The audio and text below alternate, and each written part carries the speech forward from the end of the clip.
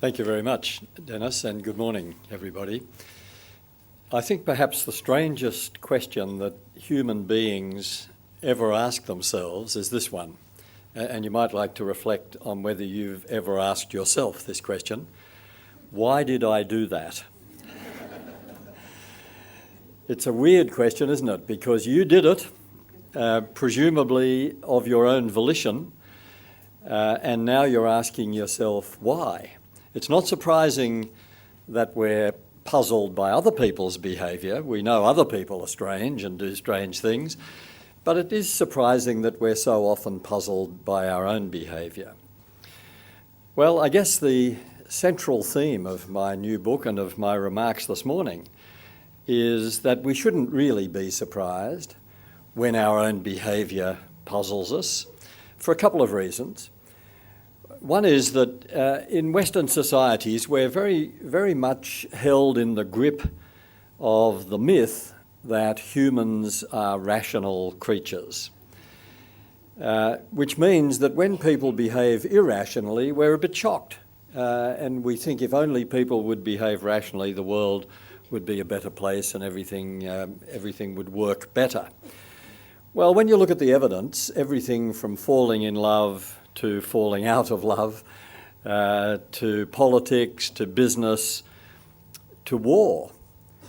It seems to me the evidence is almost overwhelming. It's compelling evidence that humans are not rational creatures, that we're ruled far more by the heart than by the head. In fact, one contemporary brain researcher says we shouldn't think of the brain as being like a computer. We should think of the brain as being more like a gland, awash with hormones. That makes more sense of how humans work out what to do. So the evidence then suggests that we're irrational creatures, but with very careful training and a lot of discipline, we're capable of occasional remarkable bursts of rational behaviour. And that's what should surprise us. When the car keys are where you thought you left them, that's what should surprise you, not that they're not. And when people behave in what seems to you to be a rational, sensible way, be amazed, because that's taken a lot of work to get there. So that's one reason why we shouldn't be so surprised. This is just how we are. We are swept by emotions. We are irrational creatures. But the other reason why our own behaviour shouldn't surprise us is that everything we do is not done just for one reason.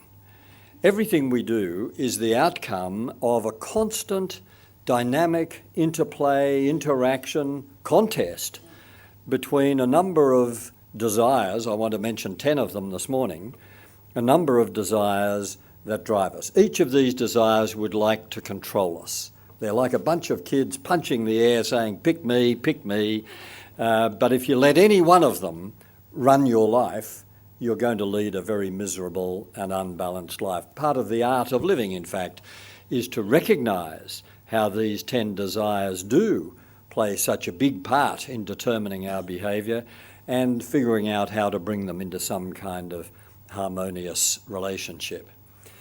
Well, I'd better tell you what they are.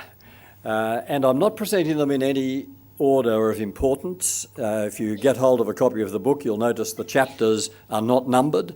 Some readers find that very irritating, but they're deliberately not numbered because I don't want to suggest that this is some kind of hierarchy or a list in order of importance.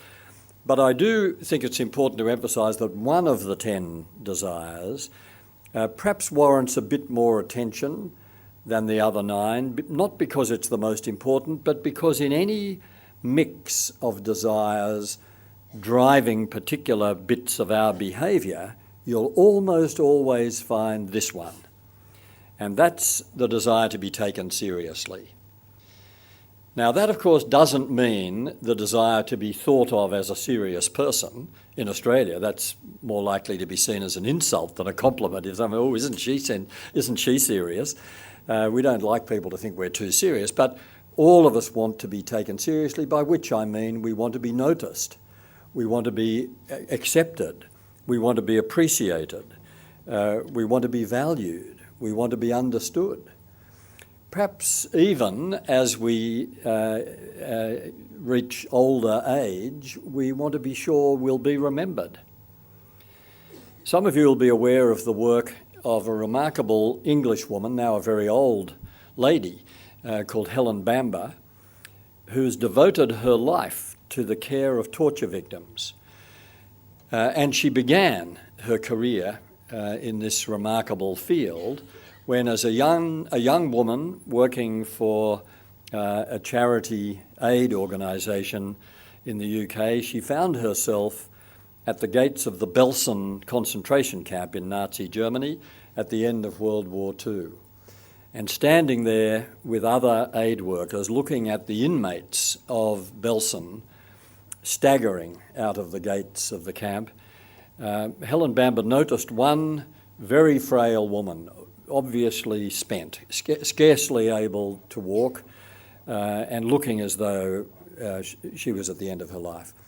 And Helen Bamber, this young English woman, rushed up to her and knelt beside her and cradled her in her arms and listened while this woman rasped out a horrific account, or tried to, account of what she'd endured as a prisoner in the Belsen camp.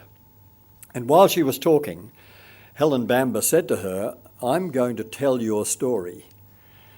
And she said at that moment the woman seemed to become calm, as though just to know that her name would be remembered and that her story would be told was all the reassurance she needed at the end of her life.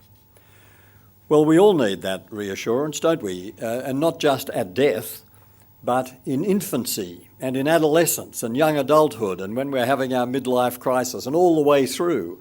We need to know that someone is paying attention, that we're not being ignored or forgotten. We want our voices to be heard. I don't know how often I've heard young people in particular, although it happens to older people as well, but young people talking about the problems of finding a job and typically applying for dozens and dozens of jobs, and in most cases never even receiving an acknowledgement of the application, and then saying, well, you feel as if you don't exist. Some of us feel like that if we kept waiting too long in a doctor's surgery, don't we? An hour goes by, no one's said anything or apologised or offered you a cup of coffee. You feel as though you don't exist. Even if a waiter ignores you in a restaurant, it's a trivial thing, but it's a symbol of the fact that you're not being taken seriously. In Western society, we live in an era of official apologies. In Australia, of course, we've seen the remarkable impact of the 2008 apology to the members of the stolen generations. We've seen the Roman Catholic Church apologising to the Jews for its role in Nazi Germany. We've seen other institutions and other governments making or preparing to make these official apologies to various abused or marginalised groups in their communities. Now, a lot of people are cynical about these official apologies, and they say, well, what's the point of all that? You know, what was the point of the apology to members of the stolen generations if there wasn't compensation or reparation or some major shift in policy that was going to improve their situation? Isn't this just a bit hollow? Well, we saw, didn't we, in 2008, what the point of an apology is. Quite apart from any question of compensation or policy, we saw that an apology has the power to demonstrate to people who feel as though they've been in the margin that they are now front and centre, they're now on the radar, they're now on the agenda.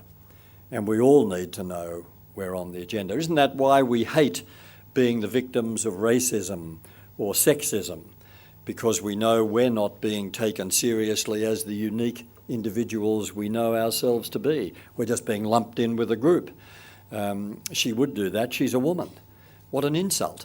Or he's gay, or they're baby boomers, or she's a single mother, or he's a Presbyterian, or whatever you like. As soon as you put in a category, it feels wrong, doesn't it? Because it feels as though you're not being taken seriously. It's the desire to be taken seriously that explains why listeners are so highly prized in our society. Isn't it a wonderful experience when someone gives you the gift of their undivided attention And it's not just that they're listening, it's the unspoken message that they're taking you seriously enough to listen. And of course the opposite is true, isn't it? When people aren't listening, when they're looking over your shoulder hoping to find someone else more interesting to talk to, or tragically you often hear in couples who've been together for a long time, one says, oh, he doesn't listen to me the way he used to.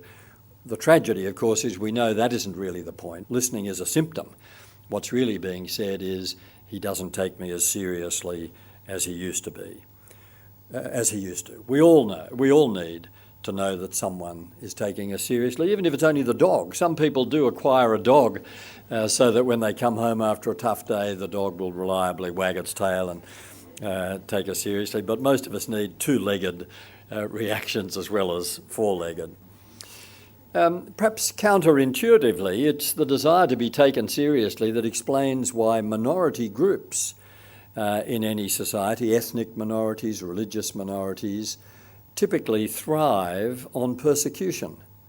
When they're persecuted, they don't typically say, oh, we're obviously annoying people, we'd better keep quiet and pack up and think something else or be someone else. What usually happens under the influence of persecution is that our ethnicity or our faith will be strongly reinforced, because even being the victim of persecution says you're being taken seriously, in a negative way, but still being taken seriously. So the extent to which we listen to each other or not, the extent to which we make time for each other, the extent to which we attend to each other's projects, each other's passions, even if we don't share them, even the way we make love to each other, all of these things convey the unspoken message either that I'm taking you seriously or I'm not. Many of you, I'm sure, will be familiar with a very old experiment, a famous experiment conducted in the field of industrial psychology 50 years ago by an Australian psychologist called Elton Mayo, who was working in the Illinois, in the US, in the Illinois plant of the Western Electric Company. And Mayo was studying, one of the early time and motion studies, he was studying the effect on the productivity of workers of the conditions in the plant in which they were working. So he was fiddling with all sorts of aspects of the working environment, including one of the things he was interested in was illumination. And he found, exactly as he'd predicted, that if he increased the brightness of the illumination in the factory, productivity went up. Later in the experiment, he reduced the illumination level back to its original brightness, and not as he'd expected, he found that productivity went up again. And he pondered that, and in the end decided, in what was really a sort of landmark study that's been quoted ever since, that what the workers were responding to was not just illumination levels. What they were responding to was the fact that someone was showing such interest in their working environment. So that's the desire to be taken seriously. Let me very quickly run through the other 9, and then we'll see how they interact and produce some bits of human behaviour that we might otherwise think of as irrational if we didn't understand what was going on. There's the desire for my place. In our society, we talk about the sense of place as though this is very much about Indigenous people, as though Indigenous Australians have a sort of mystical connection with the land and this need for places that define them, sacred sites, this kind of thing. And of course that's true, but it's rubbish to say that that's somehow unique to Indigenous people. That is the human experience. We all need places that say things about us that we're pleased to have said. We all need places that symbolise us, places that make some tangible contribution to our sense of who we are. For some people it's home, for some people it's the childhood home. It's amazing how many people, even in their middle years, are outraged when their frail and elderly parents finally want to sell the family home. They say, you can't do that, that's my place. Well, of course they can do it, and they do. For some people it's a favourite armchair. For churchgoers it's often a favourite pew. And if someone else sits in their pew, they feel as though their space has been invaded. For long-distance commuters, it's often a favourite seat on the train. For many people, it's somewhere at work, a particular corner of an office or a workshop that feels like our place. For many contemporary people, of course, especially blokes, it's the car, a place where people feel as though they're really comfortable and in control. Speaking of blokes, of course, it's often also the shed. But we need these places, and if we don't have them, then we are often anxious. We often feel restless. Migrants report this sense of rootlessness, which is very directly related to the sense of place. Having left behind their country of birth with all of these places that formed and symbolised their identity, they now come to a new place where they may never recapture that strong sense of place. And that's why you so often hear migrants say, I feel as though I don't really belong in either place. I've left that behind, but they haven't discovered the places in their new country. You may not be able to remember the person, I hope you can remember, but you may not be able to remember the person with whom you shared your first romantic kiss. But I'll bet you can remember where you were when it happened. It's like saying, where were you when John F. Kennedy was shot? Well, we all know where we were because place is such an integral part of emotionally charged episodes or phases of our lives. Then there's the desire for something to believe in. Humans are great believers. We have a need to believe, and generally speaking, when we have something to believe in, that has a therapeutic effect for us. Most of us are healthier with a belief system than living in a state of permanent scepticism or agnosticism. I don't just mean that in the religious sense. The neuroscientists are now telling us it's easier for people, in terms of brain function, it's easier for people to believe than to remain sceptical. I don't suppose that's surprising. The question is, why do we need to believe? Why are we such credulous creatures? Bertrand Russell, a long time ago, wrote, man is a credulous animal and must believe something. In the absence of good grounds for belief, he will be satisfied with bad ones. And that seems to be true. So why do we need a belief system of some kind? The answer, of course, is that life is a mystery. We don't get it. We don't know why we're here. We ask questions like, why are we here? What's it all mean? What's the point? What will happen next? Etc. These are mysteries which we won't penetrate just by thinking about them. We make some leap. We have some belief. We create some framework, some template, some code, which allows us to explain the meaning of our own lives and perhaps even the meaning of life itself in a way that satisfies us. Through history, for most people, that kind of belief system has been religious. But in Western society, especially in Australia, formal, traditional religious belief has been in very sharp decline. Only about 15% of Australians are currently attending church regularly, not that that's the only sign. But certainly religious belief is in sharp decline, which doesn't mean that people have stopped believing. It just means they believe in other things. We have some beliefs. 35% of Australians say they believe in astrology. And I've already betrayed what I think of that by the tone in my voice. I've probably offended 35% of you who believe in astrology. Well, of course it's attractive to think that this could somehow be the key that will unlock our understanding of each other and of the future. And even if you're sceptical about astrology, you've probably... everyone seems to know their star sign. Put your hand up if you don't know your star sign. Does anyone not know their star sign? Okay, everyone knows their star sign, which of course doesn't mean you believe in astrology, but still, it's interesting, isn't it? You find yourself in the hairdresser reading a magazine that's 2 months out of date and you're drawn to what the stars say.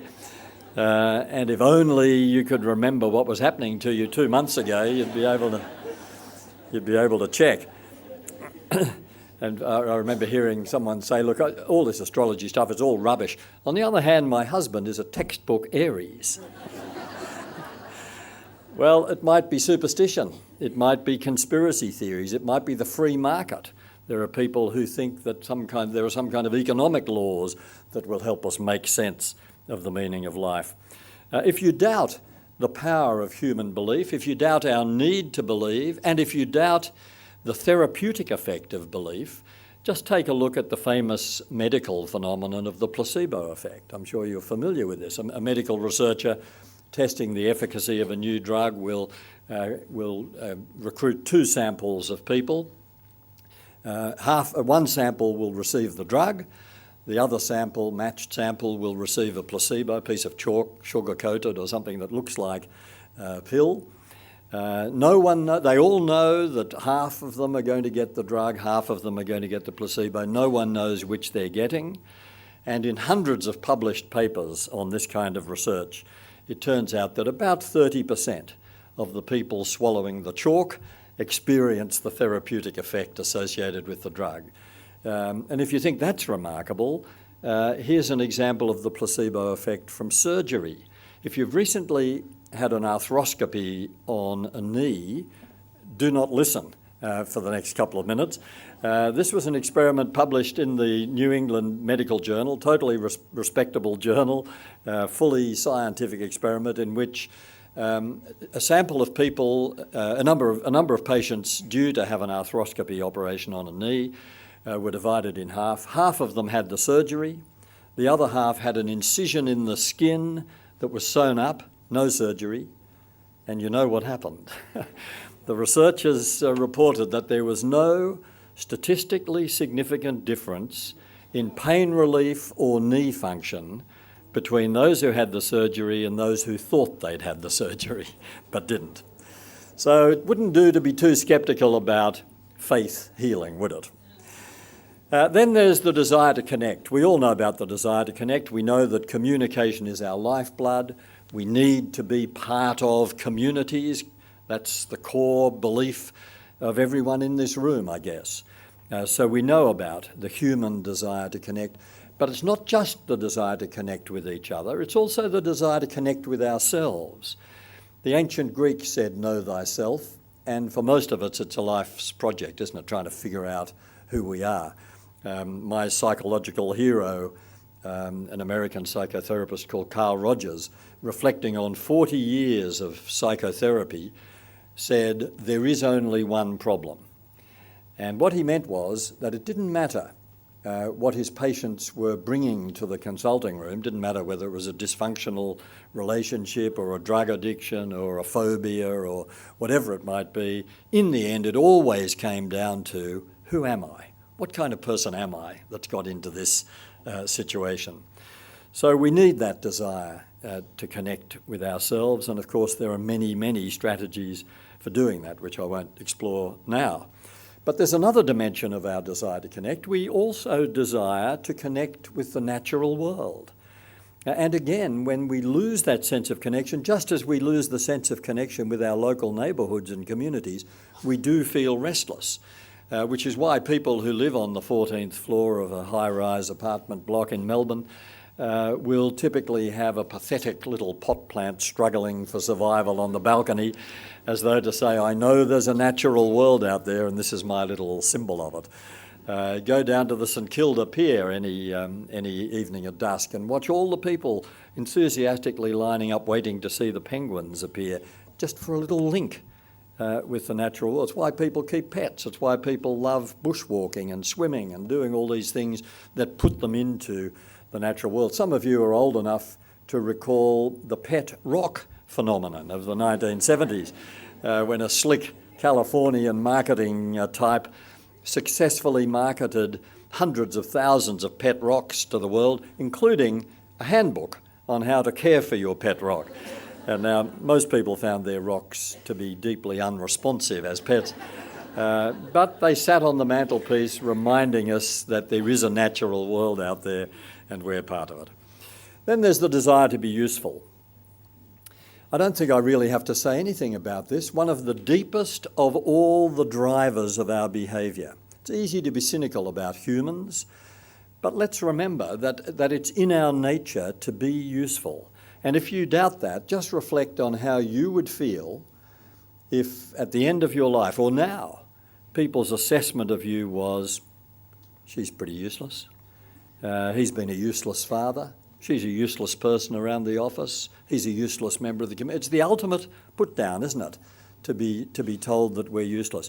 I heard just a couple of days ago about some research conducted in nursing homes in which the researchers were trying to find out what were the big anxieties, the big worries about people settling into a new life in hostels and nursing homes. And number one on the list was feeling useless. Looking for some kind of meaning, something meaningful to do. If you doubt the desire to be useful, just look at the thousands of people who queued up with mops and buckets in Brisbane after the floods, just to help clean up the homes of total strangers. Then there's the desire to belong. Again, I don't think I have to say much about that to people like you, who are passionate about encouraging the sense of connection and belonging. Of course, our sense of identity, our sense of emotional security depends on satisfying our desire to belong in two ways. We're herd animals. We need to belong to little herds that give us a sense of intimate connection, typically with 7 or 8 other people. That's a normal-sized herd. And traditionally, of course, the herd was the household. 100 years ago, Australians lived in herds, in domestic herds. Now, more than 50% of Australian households contain only 1 or 2 people, the fastest growing household type in Australia and indeed all around the Western world is the single person household. Well, if you live alone or just with one other person, that's not a herd. And so most of us now are looking for contemporary substitutes for the domestic herd. We're still herd animals, so we look for a book club or a work group or a current affairs discussion group or an art class or whatever it might be, a choir, whatever it might be that provides us with that sense of being part of the human herd. If you can't think of any other way to connect with the herd, you just go out and graze with the herd. That's the coffee shop, cafe, the food court. Don't you love food court, that euphemism for the public trough, where you just go out and line up with the other cattle and you don't even have to moo if you're not feeling particularly sociable, but you feel as though you're connected with the human herd. We need that. But we also need another kind of belonging. We need to belong not only to those little herds, we also need to belong to tribes. And again, traditionally, of course, that was our extended family. But in a world where extended families are often in disarray and fragmented and dislocated, we look for other tribes, religious tribes. For many people, religion is at least as much about feeling as if they belong to a tribe as it is about believing particular things. It may be a political tribe. It may be a sporting tribe. It may be an organisational tribe. One reason why so many people are so passionate about their workplaces, so connected to their workplaces, is that work provides the double whammy of belonging to a little herd, a work group, and to an organisational or professional tribe as well. We need both of those to give us, to satisfy our desire to belong. Then there are a couple of desires that have to be on any list, but are very troublesome for us. One is the desire for more. You may have noticed that as a species we're insatiable. The epidemic of obesity in Western society is just one of the many symptoms of how unrestrained the desire for more can be. More eating, more drinking, more of whatever we're enjoying, more money, more possessions, more travel, more sex, more education. Sometimes it seems good, but often it gets out of hand and we just become obsessed to the point of greed or, of course, in the end, perhaps even addiction. All of us, of course, want more life, don't we? I mean, when we're young, we say, look, quantity of life, unimportant. It's all about quality. And if I ever get to the stage where bits start falling off and I start doing and saying stupid things, just hit me on the head, put me out of my misery. And then, of course, soon enough, we get to the stage where bits are falling off and we're saying and doing stupid things, and then we're saying, is there a pill? Is is there some way to prolong this? We get very interested. And of course, many religious believers have faith in the idea that even this mortal span isn't enough, that there's more to come via reincarnation or eternal life. And the other desire that often gets us into trouble is the desire for control. Not a puzzling desire in itself. I mean, we started out as babes appearing to be in control of the universe, and it was quite good. You yelled and were fed. You lay in a dirty nappy and someone cleaned you up. I mean, this was near enough to paradise.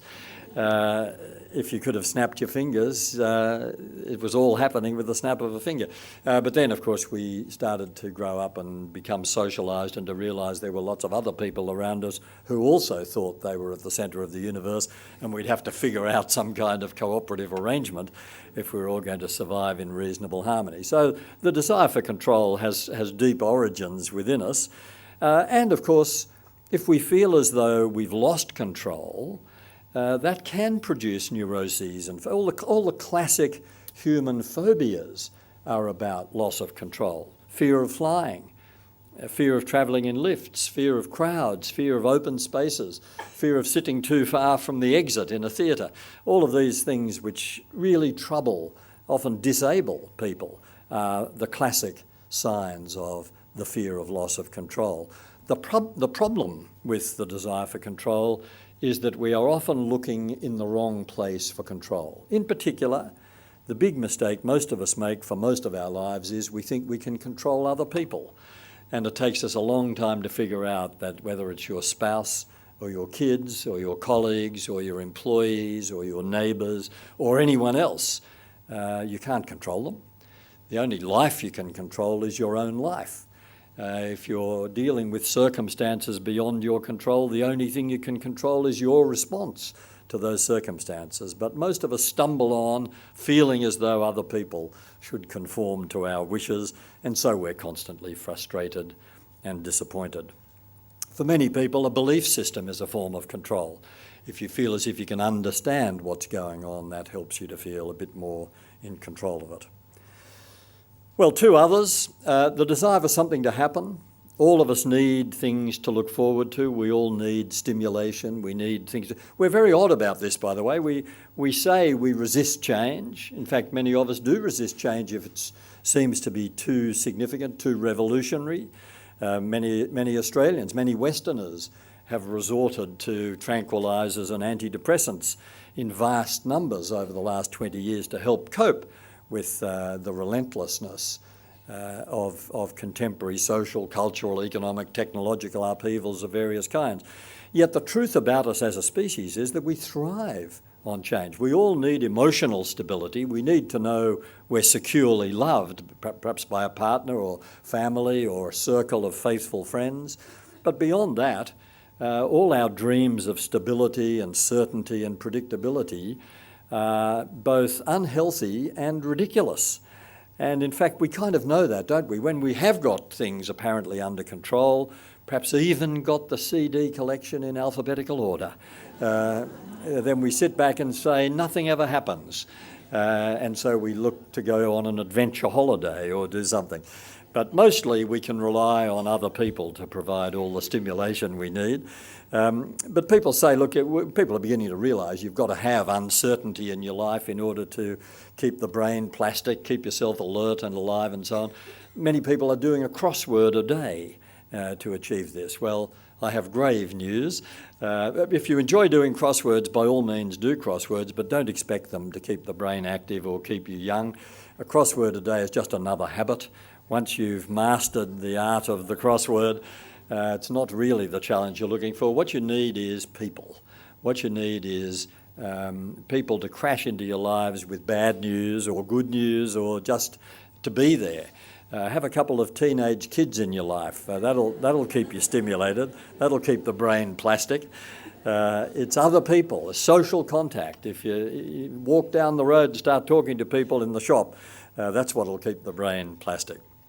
So we all need something to look forward to. In fact, a very wise an American psychiatrist wrote recently, if you have something useful to do, something to look forward to, and someone to love, that's about as good as it gets. Well, that's 3 out of my 10, but there are 7 others. He mentioned someone to love, and that's, of course, the last one on my list, the desire for love, to give it and to receive it. I don't think I have to say much about that, do I? We all know that it's love in our lives that enlarges our own capacity for compassion, for empathy, brings out the best in us. It contributes more than anything else to our sense of emotional security and personal serenity. And when we're freely giving it, it is by far the most significant contribution we can make to making the world a better place. So those are my 10. The desire to be taken seriously, the desire for my place, the desire for something to believe in, the desire to connect, the desire to be useful, the desire to belong, the desire for more, the desire for control, the desire for something to happen, and the desire for love. And I'm sure some of you are saying, well, I'm quite happy with those, but surely there are others. And yes, there are others, other kinds of desires. Some people are driven, and we're fortunate, of course, that there are such people who are driven by a passion for justice or beauty or truth. And there are, of course, so there are those ethereal desires. And then there are bodily needs, which some people think of as desires. I wouldn't call them desires. I'd say they're survival issues. We have to eat, we have to drink, we have to sleep, and the species will die out if we don't have sex. All of those things are part of survival. The desires that I'm talking about are not survival needs. They're about I call them our social desires. They're about how we get our sense of who we are and how we manage our relationships with each other. Now, so we've got plenty of time to talk about this and for questions. I'll just wrap this up in a moment. I'll just give a couple of very quick examples, as I said I would, of how these 10 desires can interact and compete and sometimes contradict, collide with each other in order to produce particular bits of behaviour. I mentioned work a few minutes ago. Work is a classic example of, if you look at it from a rational point of view, you'd say many, many people are quite irrational about their work. They work, in Australia, for example, we work far too long. Our working hours are absurd by Western standards. People become workaholics. People work when they don't need to work. People work when they don't need the money. Many men in particular become fearful of retirement, wondering what will happen to them after work. So why do we do that? Well, the answer is obvious, isn't it? The answer is that work, especially a sensitive, enlightened, productive workplace, satisfies many, many of these 10 desires. Obviously, the desire to be taken seriously, a pay packet is quite an eloquent statement of how seriously you're being taken. The desire to be useful. If it's an organisation you believe in, well, the desire for something to believe in is satisfied. The desire for my place, as I've mentioned, is often more richly satisfied at work than elsewhere. The desire to belong to the herd and the tribe, and the desire for control. Perhaps the most harmless setting in which our desire for control is most obviously satisfied if we're focusing on controlling our own work output rather than our colleagues. I've mentioned religion a few times as well. People attack Hitchens, Dawkins, Harris, etc., writing in vehement attacks on religion on the grounds of its irrationality. Well, talk to people who have religious faith, who engage in religious practice, and what you find is, in such cases, all 10 of these desires are being satisfied by their religious life, and the question of whether it's rational or irrational simply doesn't arise. All these desires have a dark side. None of them are inherently good or bad. They all have the capacity to bring out the best in us or the worst. The desire to be taken seriously when frustrated always brings out the worst in us. People can become not just cranky but positively violent if they feel as though they're not being taken seriously. And not just individuals, whole nations can become violent Germany between the two world wars, perhaps the textbook case, but there are some around the world right now, people who become violent because they feel they're not being taken seriously. The desire for more, when unrestrained, almost always implies less for others. The desire for something to believe in, when frustrated, usually leads people to mock other people's beliefs. The desire to belong can be unhealthy, can lead to unhealthy levels of conformity and acquiescence and obedience. Well, those are the 10 desires that drive us, in my view, and why do we need to know about them?